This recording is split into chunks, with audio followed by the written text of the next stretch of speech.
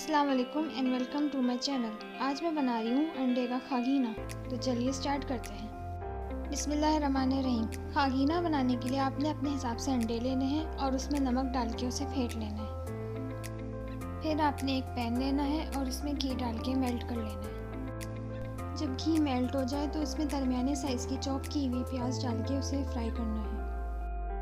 پیاز کو golden brown نہیں کرنا، بس جب وہ ہلکی سی فرائی ہو جائے تو اس میں آپ ٹماٹر ڈال دیجیے اپنے حساب سے۔ ٹماٹر کے ساتھ ساتھ آپ اس میں ہری مرچ بھی ڈال سکتے ہیں۔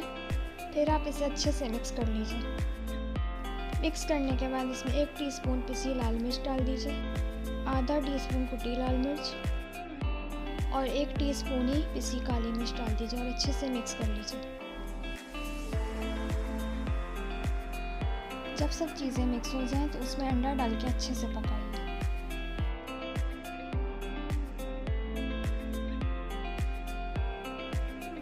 جب انڈا ریڈی ہو جائے تو اس میں گارنشنگ کے لیے دھنیا ڈال دیجیے۔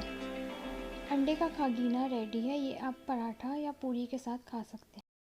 اگر آپ کو میری یہ ویڈیو اچھی لگی ہے تو اسے لائک کریے، شیئر کریے اور میرے چینل کو سبسکرائب کرنا نہ بھولیے گا۔ شکریہ۔